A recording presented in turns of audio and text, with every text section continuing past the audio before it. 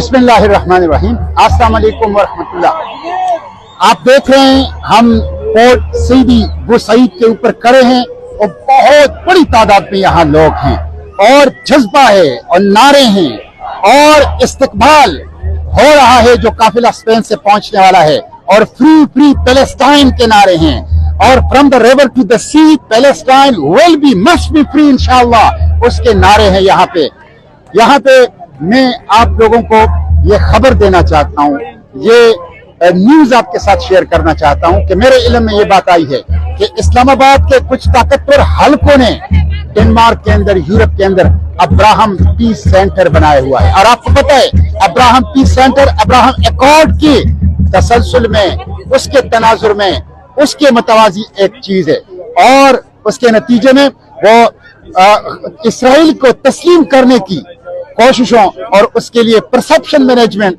और राय हमवार करने की कोशिश कर रहे हैं। मैं बता देना चाहता हूं उन तमाम हलकों को जो इसराइल की लॉबी करना चाहते हैं कि पाकिस्तानी कौम के वजूद में फलस्तीन की मोहब्बत खून की तरह गर्दिश कर रही है।